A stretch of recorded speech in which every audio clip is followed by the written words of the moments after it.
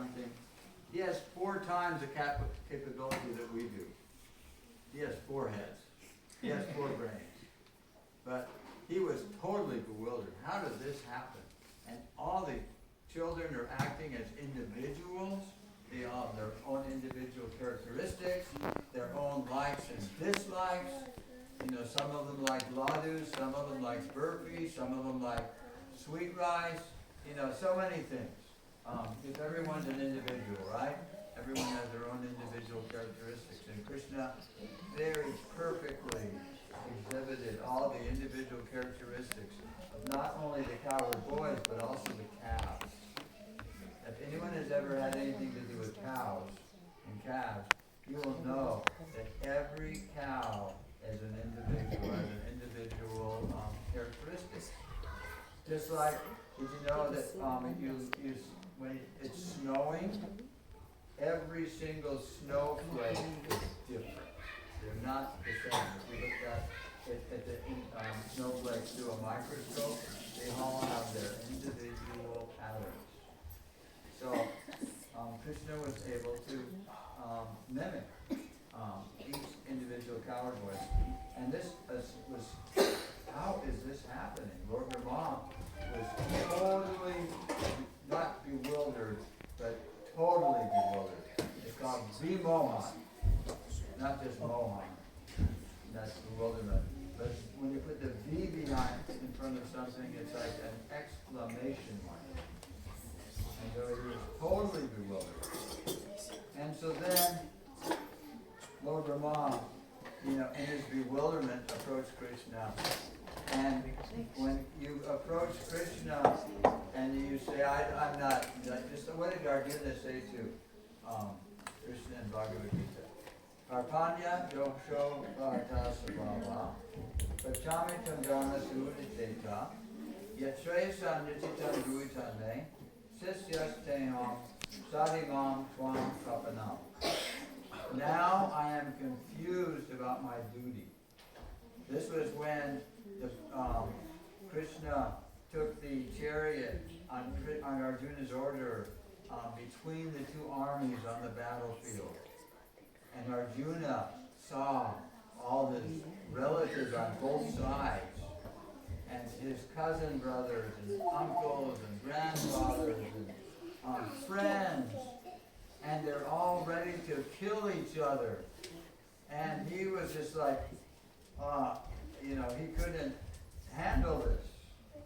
He was also Vimohan. He was a very strong warrior, but his Gandiva bow was slipping from his hand. He was not in any shape to fight.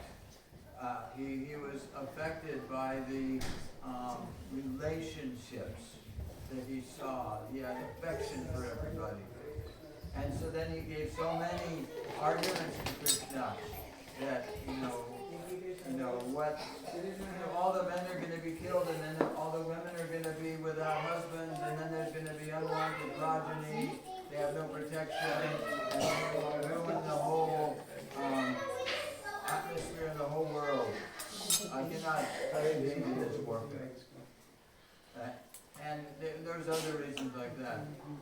So then he approached Krishna and said, Krishna, I'm bewildered. Please, Karpanya dosho, but Swami Tvam Dharma, Samuda Cheta, I'm bewildered in my heart.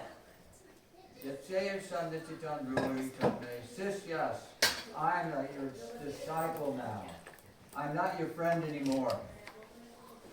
Arjuna was a very good friend of Krishna. He'd sit with him and laugh and eat with him, and they had this relationship.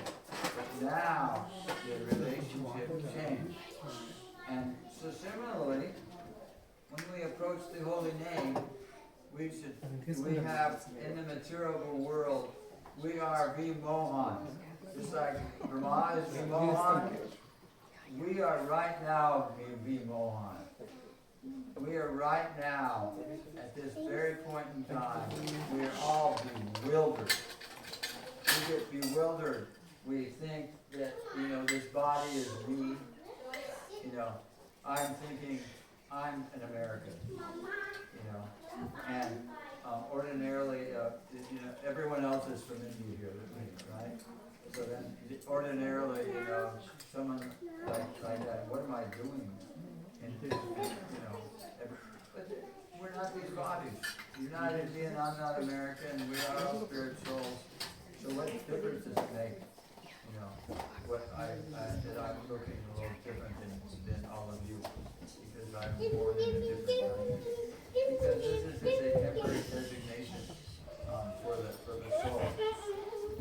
So as one practices Krishna consciousness and chants the holy name, these types of bewilderments, these vimohans, they disappear. They go away. And you can feel comfortable if you're, it doesn't matter what race someone belongs to, you can relate to them as a person, as an individual. And you could, and a man can relate to a woman. Ordinarily, what happens when men and women get together?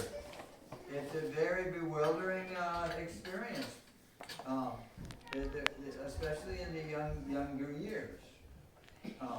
It's like if you want to practice self-realization, you have to get away from that association, and so you can focus your mind because of the sex urge.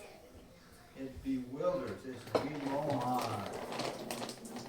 Alright? So this chanting of the Hare Krishna mantra dissipates this vimohan, this bewilderment. And what happens ordinarily if you are not practicing spiritual life as you grow old? It's very depressing. Because if you're identifying with the body and you grow old and you're not able to attract the opposite sex like you used to, you don't get to eat like you used to, so you cannot enjoy your tongue. You have to start wearing glasses. You can't see as well as you used to. You can't hear as well as you used to. You can't smell as well as you used to. And this is the purpose of life for the materialist, is to enjoy through the different senses. And so when you get old, the senses lose their potency. And so then if you're not spiritually inclined and you've not learned that we're not these bodies and that real pleasure comes from our relationship, reestablishing our relationship with Krishna, then it is a very, very depressing situation. Whereas when practices spiritual life and he gets old and he's becoming free from sex attraction, he's becoming free from the identification of the body, sarvo padi vinir muktam. All designations are destroyed. American, you may be a scientist, that's your occupation, you might, be the husband of such and such a woman, that illusion goes away, and these are my children, that illusion goes away. You come to the understanding that everyone is related to everybody else, just as much as your child is related to you, or your wife is related to you. And then you can go about this world and see everybody as spirit soul, and out of compassion for those that haven't come to this platform, you can give them knowledge and uplift them spiritually. And then they will, because what is the destination of, what is the future for the materialist? There's no future. There's no good future. The future for a materialist is death. And they think that that's it. So it's like, what's really, life can be very become very depressing. And then one sees no hope. But when one comes to the path of spiritual life, then one gets inspired when he grows old. And because he's that much closer to Krishna. And then he looks forward. Okay, I get to leave my body, and I can carry on in my progress of Krishna consciousness. If not, and he doesn't go to the spiritual world, then he takes another birth as a human being and continues on with his progress in spiritual life. That's very enlivening. Whereas a materialist who has no belief in God, no understanding of the next life, I die, I'm finished. It's like all over. And I've worked so hard, I've got such a bank balance. I have a wife, I have children, I have friends. That's all gone. And that is all, that's everything for the materialist. So it's just like Lord Brahma's Mohan Lila, the materialist is the Mohan Lila. It's not just the Mohan, it's, multiple the Mohan. So this is why it's very, very urgent. And what did Prahlad Maharaj say? Komara Achayat Prabhyo Dharman Bhagavataniha Durlabha Manasam Janma Tat Api Adruva Martada. Does anyone know this slogan? Komara, what's that? You, right? That means Komara, what does that mean? Komara, it means you. Okay? Acharat Prabhyo. That one should inquire from the very beginning of life, from youth. Prahlad Maharaj, he's how old? When at this past time? I think he's 5 years old.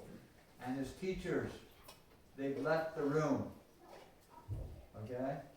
And what does he do? He starts preaching to his classmates, and they're all sons of demons. So do you children, and when your teacher leaves the room, do you go to your classmates? I think and give them Krishna consciousness? Well, this is what Prahlad Maharaj did. Okay.